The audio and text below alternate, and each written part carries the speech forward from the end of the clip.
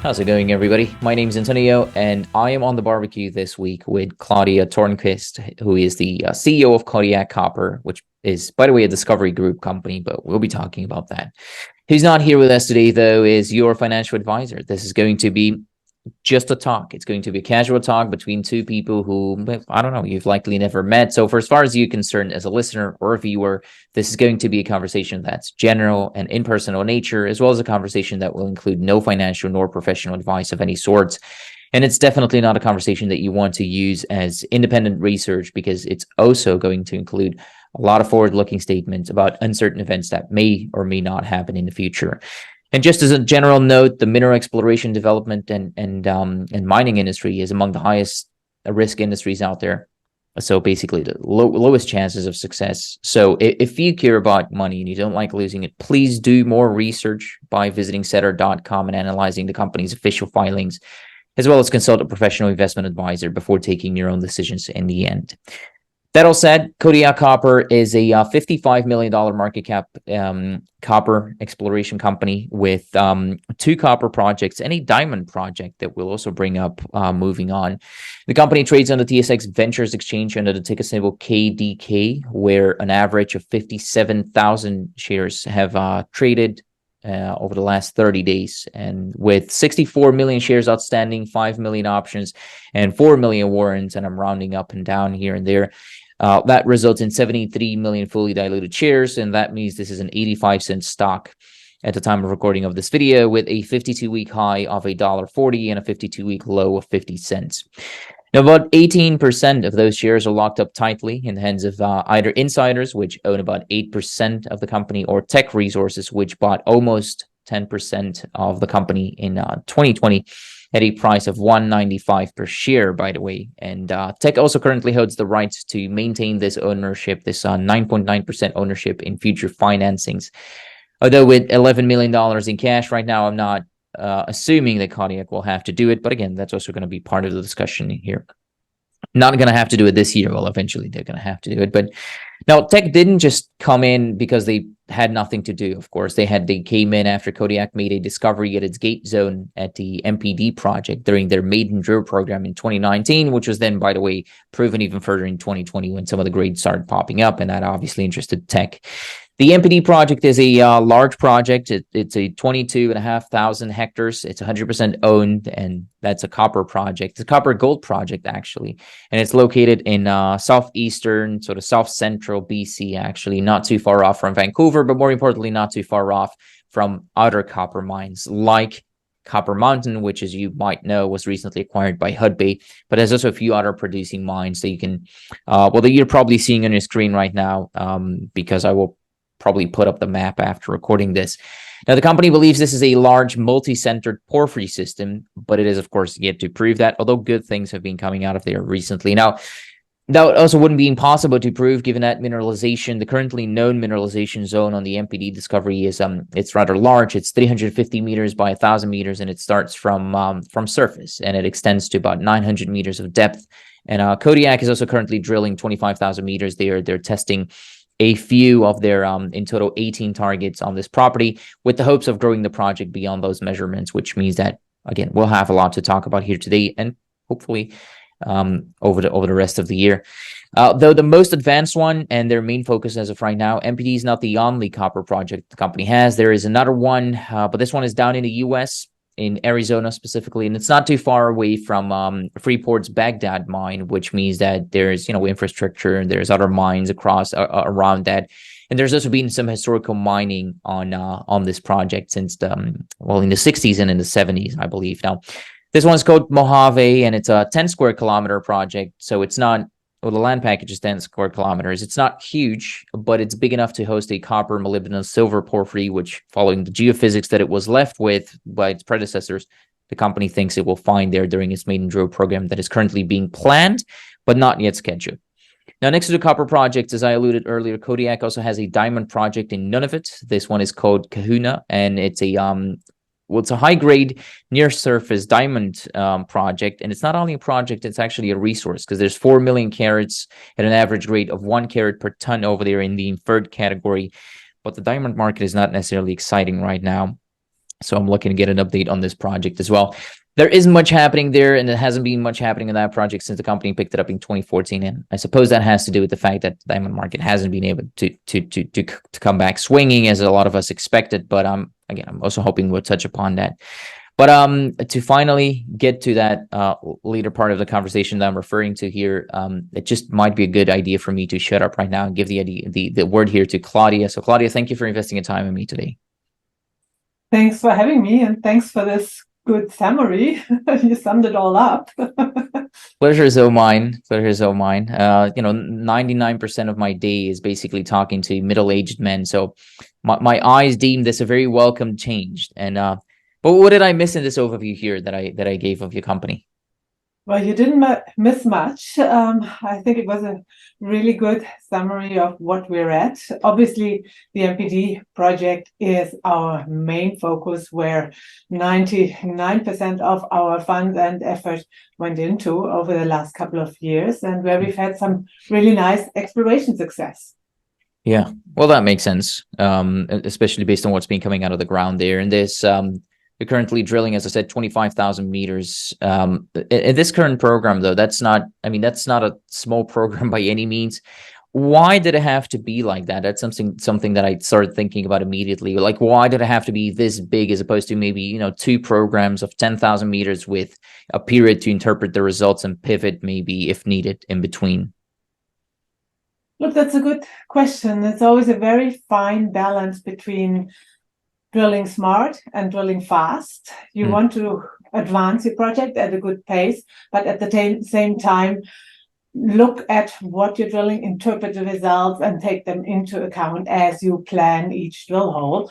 And we've, over the last 3 years, always aimed for between 20 and 25,000 meters per year. And that's simply where we think we strike the best balance. And yeah, we have a lot of targets on our property, so lots more exploration to be done, lots more potential. We have 18 targets in total and have only really drilled, well, with the latest results from West, we have now results from 4 of them. So still lots more to do, and hence a big drill program. You reported 3 holes of those, right? Recently.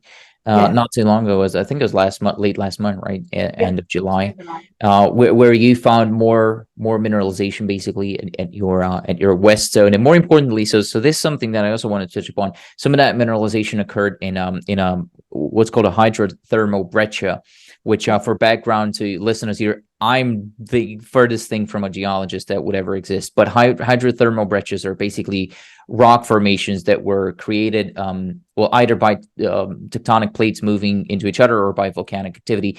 And then they were infiltrated by hot fluids. And those fluids are not always mineralized, but when they are, in this case, that suggests that those hot fluids that infiltrated the rocks were transporting minerals, and those hot fluids don't often come bringing just a little bit of minerals. They often bring a lot of minerals within relatively small body of rocks. When we're talking about rocks, most of the times we're talking about big bodies of rocks, but so relatively small bodies of rocks. And so they also serve as pathfinders, though, to help companies figure out where to move the drill next. But so Claudia, as I've given this background here, so that's at the west zone, but I assume by now that you've probably completed more holes and those assays are pending. Where's the next batch of assays going to come from, and when is that expected, basically, as well as finding those breccias? How has that changed your approach to figuring out where to drill next? Well, we've on our priority list, 4 or 5 targets for this year. And we started at the West Zone, where we now had the first results as well. We've also announced that we started up a second drill, which is drilling at the Man Zone, the northern part of our property. And then the other 3 targets we've named as our priorities are South, which is in the southern part of the property, and Bayer and 1516, and those are the ones we have on our list for this year, and we'll work our way steadily through them. The next batch of results will come from Man, because that's the second target we started to drill. So that'll come later in the summer, and then we'll have results throughout the autumn and winter and into the next spring. I think Man is one of those also more exciting targets that you were previously quite excited about, right? It is a target we are very excited about. It has some really interesting historic results on it.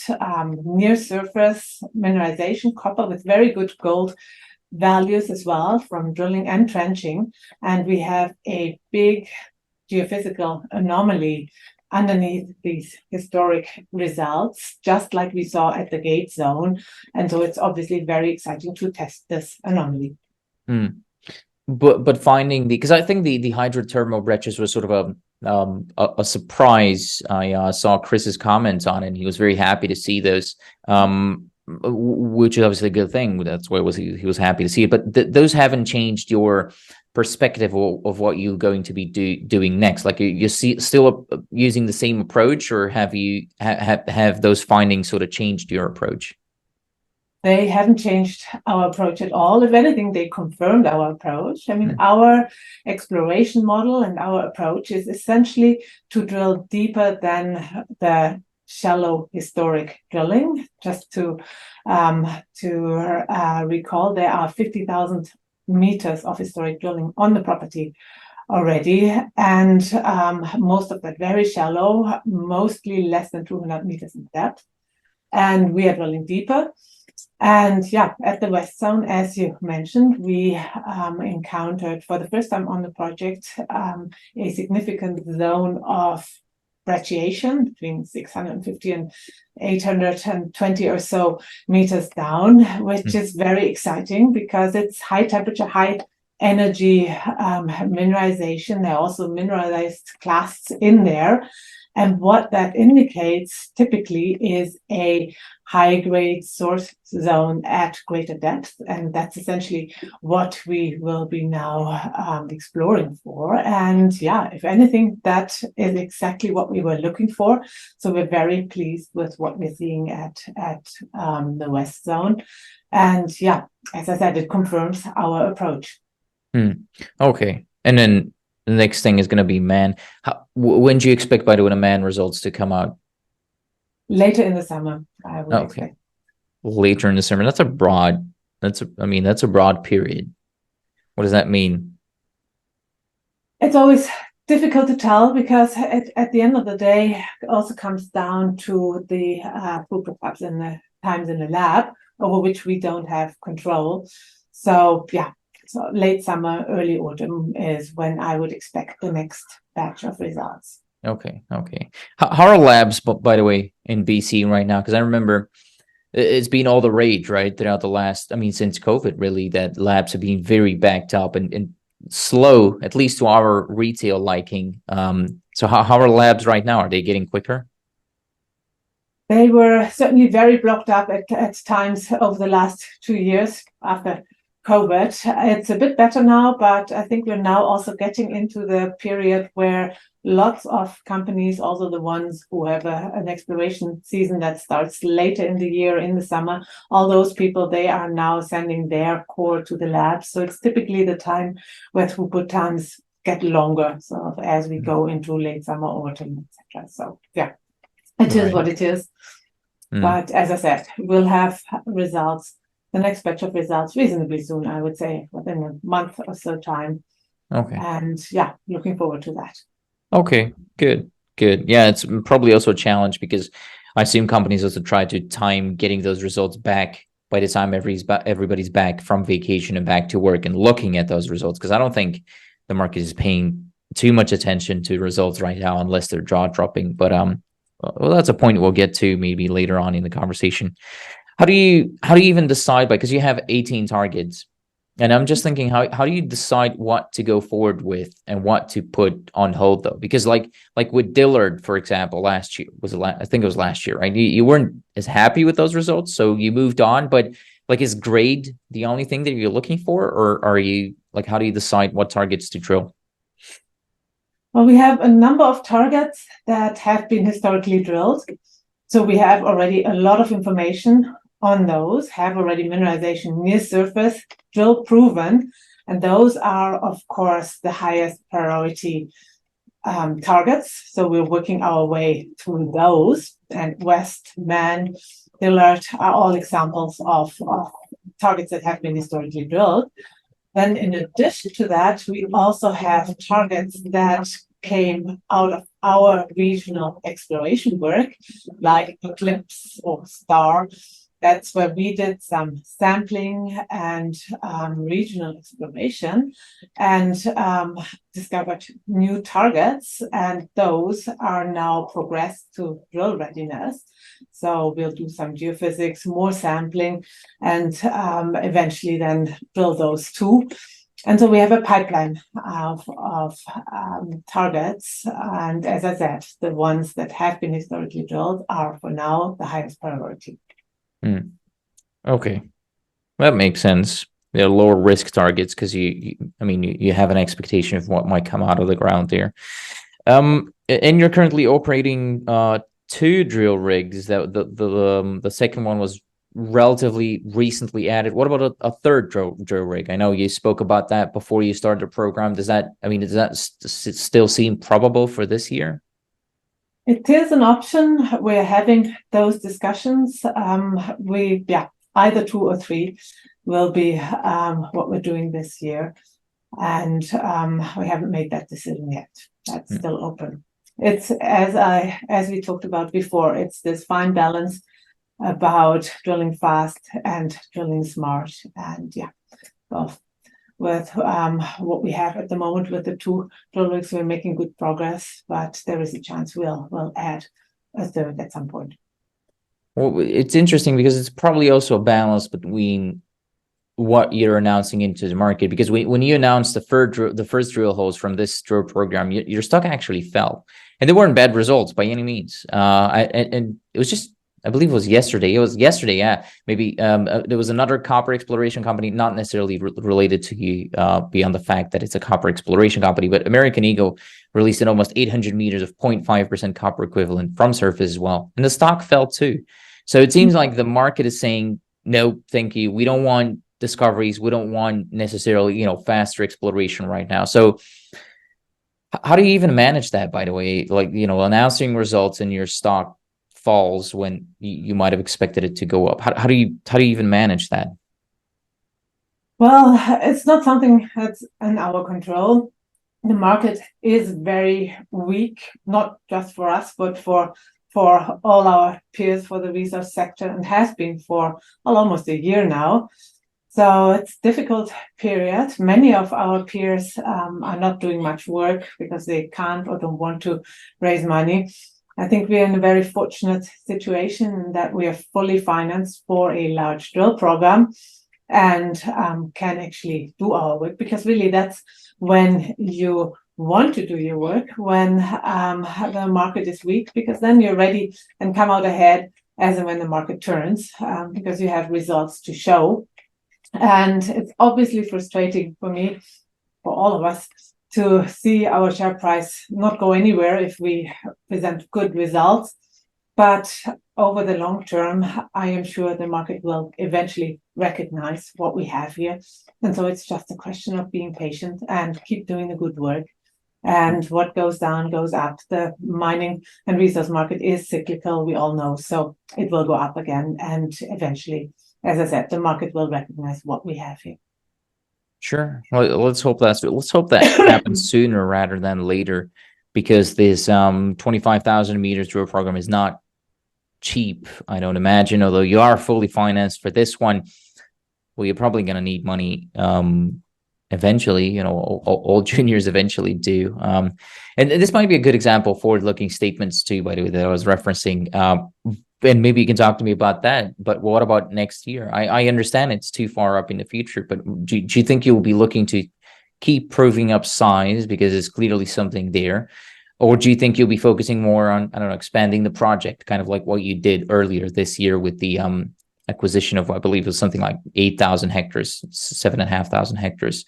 So is it going to be a balance? Is it going to be drilling focus? What do you think next year looks like? I think for us now at this stage, it's all about demonstrating the size potential of MPD. That's this year, and I'm sure next year will be very similar. We started out with MPD because we believe that it has the potential to be very big, that it really has size potential, is a big porphyry system. That's also why Teck invested. They are a big company, not interested in small projects. They invested because they saw the footprint of the mineralization on the property and also think there is potential for a big system here. And we were then fortunate with the gate zone to make a discovery in our maiden drill program and have since drilled that out and demonstrated that this zone, the gate zone, has significant size. But now it's really about showing that this is one out of numerous porphyry centers on the property. We have, as I said, these 18 targets, and we'll now go systematically through those to really demonstrate the size potential of the system at MPD. And this year is the start with 4 or 5 targets. And I think it will be very important, exciting, pivotal year for the company, because at West we have had already a nice first success. And if we had success at 1, 2, or several other of those targets, that will really be a big step forward for the project, because it will show that we have something here that's of real size. Having mentioned Teck, though, well, it's obviously an interesting partnership. How involved are they in the company? Like, do you talk to them? Do they look over what you do, or are they mostly, a sit back and watch type of investor? They've been a very good and supportive partner. The agreement with Teck, or their rights, are only to maintain their 9.9% share holding. And they have done so since the initial investment in 2020. They have invested twice again in our 2 financings since that time. So they've been very supportive. There is no sort of official technical committee or anything of that sort, or board seats or anything, but their technical team is based nearby. They obviously have the big Highland Valley mine just up the road from us. And so there have been a number of site visits. We are in touch with their technical people several times a year. It's obviously for us very helpful to get their thoughts, inputs on what we see here on the project. So it's been a very constructive partnership. And yeah, I'm certainly very pleased to have Teck as our partner in this project and company. I can imagine, because it also possibly, again, another forward-looking statement here, but it possibly makes it easier for you to come time to transact this asset, because I don't imagine you're looking to build a mine based on the Discovery Group's history. Correct me if that's not true, but it possibly makes it easier to transact if Teck's already there and they're stepping into the financings and are liking the project. That's also, yeah. I don't know. What do you think? I think you're quite right. If you look around the world, I don't think there is a single porphyry mine that has been built or is being operated by the junior who originally discovered the mineralization, simply because porphyries are big systems, and to build a mine costs billions often. And so it's really a major's game. And the likely outcome for Kodiak, if we keep having success, is that eventually a major will like what they see and want to acquire us. And I think that's probably the reason why Teck originally invested. They liked the project and thought that in the longer term that might be something that would fit their portfolio. And yeah, we will see how things go. But just like our sister company, Great Bear, I think that's a likely outcome for Kodiak, that eventually we will sell the company or project. Well, it makes sense. I think a lot of people looking into the story are sort of assuming that already. Do you think, Teck's no longer in the news as much as it was a couple of months ago with the Glencore saga, of course? But if there were some type of transaction to take place eventually, have there been any talks or any thoughts within the company how that might influence you or their ownership or further financings? To be honest, I don't think at this stage that there's any major impact. It looks that the talks are mainly about their coal business, and that's really a different side of the business. So I am not. I don't think there will be any impact on our situation in the near term. There's another company that went through a comparable situation, though it was a friendly takeover. So it's a company that I follow and work with closely, and that's ORCAP. They had a project on which they did a joint venture with the name escapes me, but that company was acquired by Agnico. By Agnico. I'm thinking about American Eagle all the time, but it's not. So it's that company was acquired by what did I forget the name? Anyways, it was acquired by Agnico Eagle, and so the partnership just continued moving forward from that point. So that's not something out of the ordinary, although it does pop up into my mind every time I see Teck. I'm thinking, okay, but what happens if Teck's not there? But oftentimes in the past, when these things happen, companies just keep on operating as they were before, just under a new owner, basically. So that's pretty much it. And why I'm bringing this up is really, as you understand, because it's mostly about financing. This business is largely about financing, as you and I know. And I'm just thinking about whether Teck is going to keep coming into the financings or not. What's your feeling for that?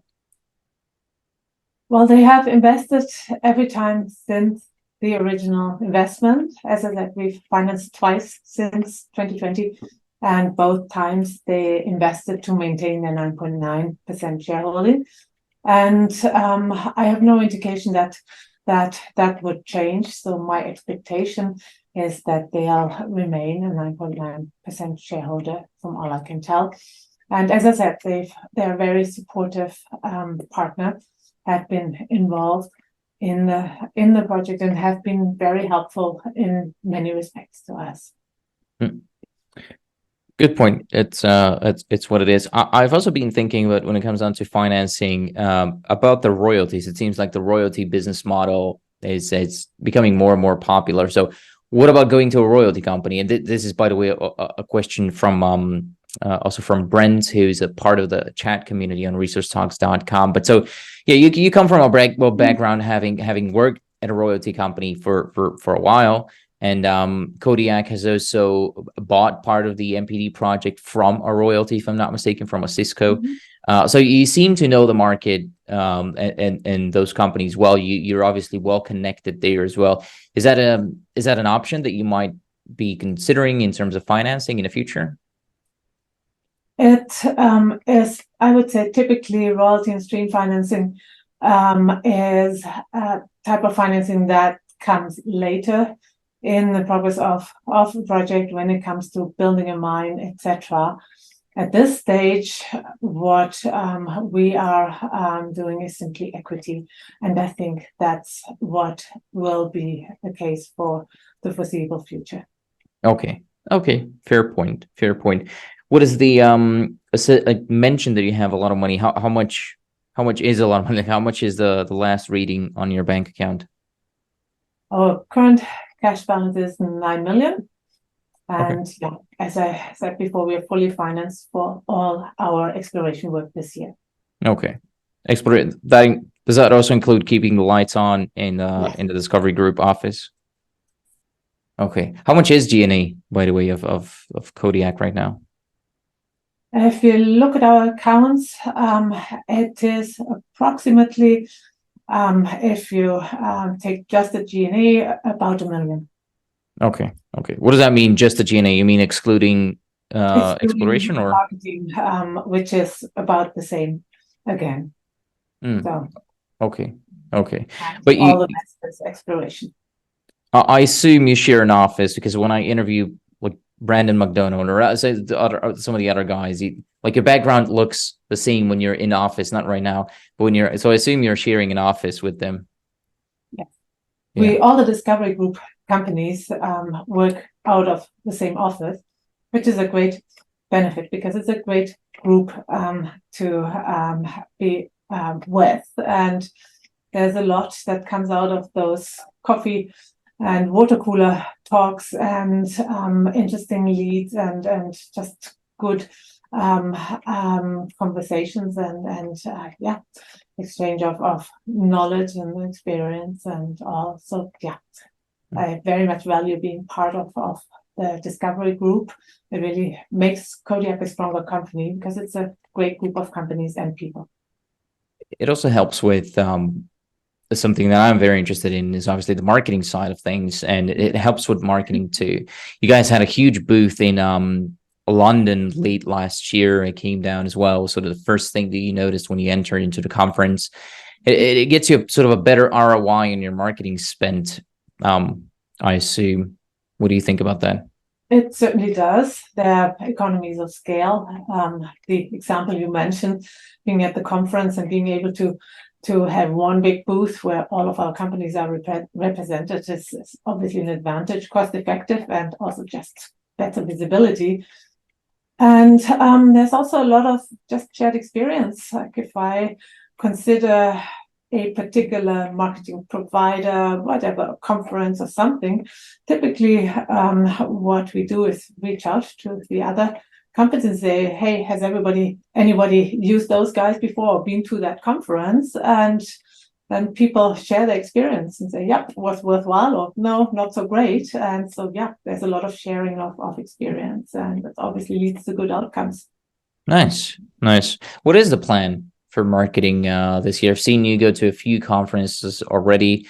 Is that something you're going to keep doing over the rest of 2023? And are there any specific marketing agreements that you have going on right now? I think what we do marketing-wise is quite typical. We're not very aggressive with our marketing in terms of things like digital marketing or so. Some other companies you see spending big sums of money. We're not doing that typically, but I have a solid marketing program that consists of conferences, roadshows, then obviously interviews and write-ups and things like that. But I would say it's a solid program, but not overly promotional.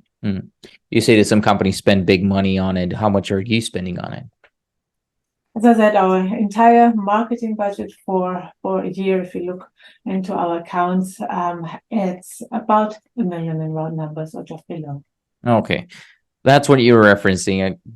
I got to cut off sort of there. And I heard you mentioning G&A $1 million. Then I wrote question mark $1 million. So that was what you were referencing. Okay, good.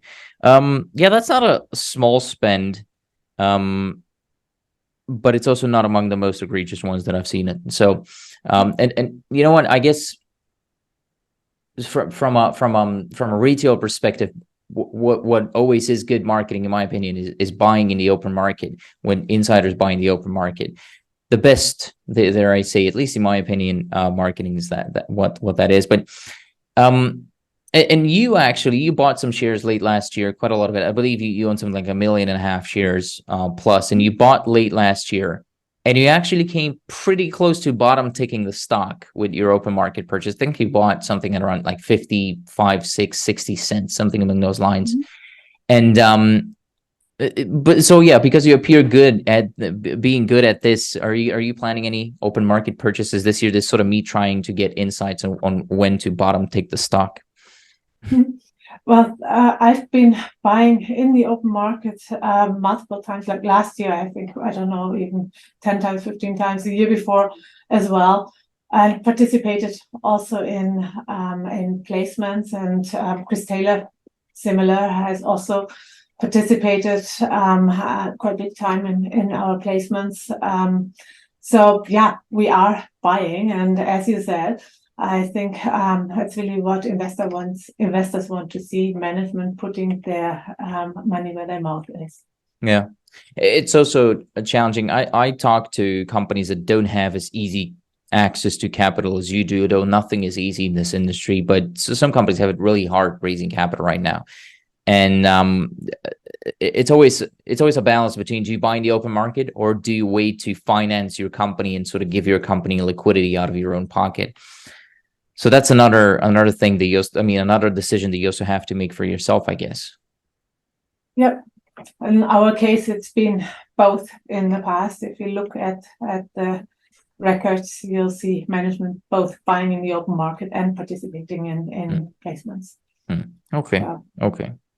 You something else that also comes close to marketing. Well, at least in my opinion, it is often used as a marketing tool. You tell me if it's not.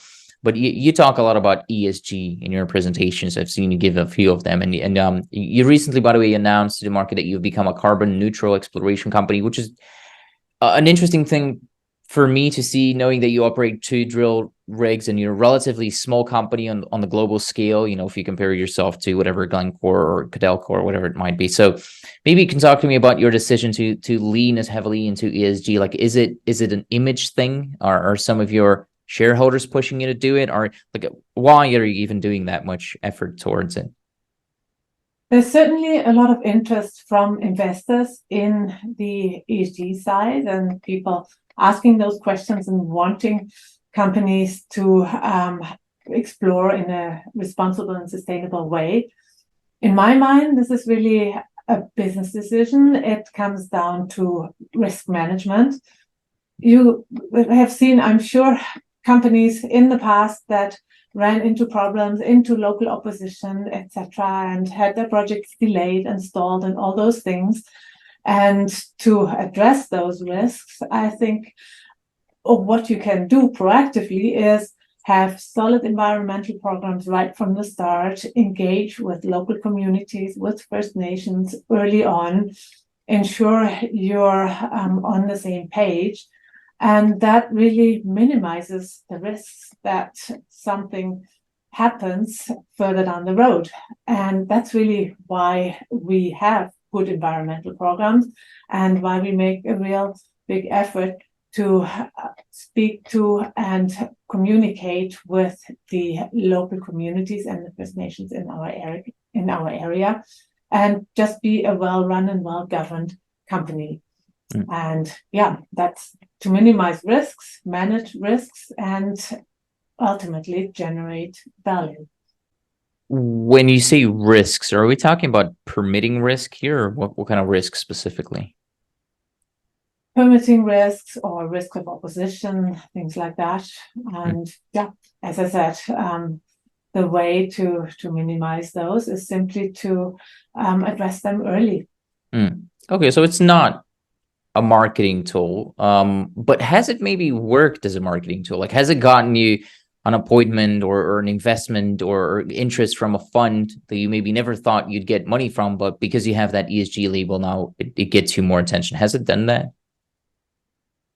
Very hard to say. There is not one big fund that invested solely because we have good ESG credentials or anything like that. But I would expect that I certainly hear from investors and shareholders that they like the fact that we are responsible and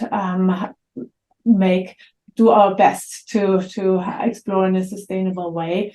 And so I do think it helps finding investors and that there are shareholders who definitely have that on their list as one of their criteria when they pick the stocks they buy.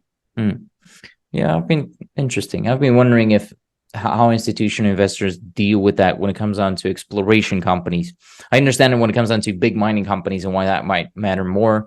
But no, you're making sense in terms of risk management. That's something that I haven't necessarily thought about, but you're making sense. So thank you for the explanation. Let's talk about some of the other projects before you have to go here. We didn't really talk about Mohave. It's, as I mentioned at the beginning, is down in Arizona, where I know you want to do some work, but that's not something you're doing for now. So, I mean, what do you think? Will you have the time and money for it next year? Is that something for after you've potentially transacted MPD, or how do you look at that project? Well, Mohave is an interesting project. It's also a copper porphyry, and just like MPD, in a very good area, like mining district. Arizona obviously is copper country. It had some historic exploration and some interesting results, lots of smoke, but obviously needs further drilling and figuring out. And Chris Taylor certainly has his ideas about the project. He originally picked it and really likes it. So we think it has a lot of discovery potential. We have done all the preparatory work, the permitting, the desktop analysis, etc., to be ready to drill. So could start drilling and do a small maiden drill program anytime. But with the market as it is at the moment, our view is it's prudent to focus our cash on our main project, MPD. So for now, we are not drilling at Mohave, but as and when the market changes, then we could go there anytime and get started right away. And yeah, as I said, we like the project. It certainly has a lot of promise. But you do effectively want to drill it yourselves instead of, again, optioning it out or looking for a strategic out there. That's certainly also a route we would consider. We are looking at several potential ways forward with that project. And yeah, so there isn't only one way of doing it. Partner might be a way forward, or a program, small main drill program that we do ourselves. Sure. How much is it costing you to hold it? Because I know how that works in Canada. What's the case in Arizona? It's not a material sum. We have to pay some land fees every year, but it's a small amount in the overall scheme of things. So it makes sense to sit on it, especially if Chris picked it, I guess. Okay, so that's Mohave.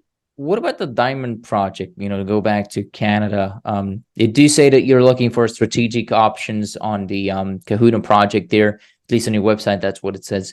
What would that mean? Like, are you actively looking to option it out or JV or sell it or something else? Or is it just something that runs on the background? Well, Kahuna, the diamond project, is for us a non-core project. So we don't spend any money on it, don't intend to spend any money on it in the future, and would be open to sell it, option it.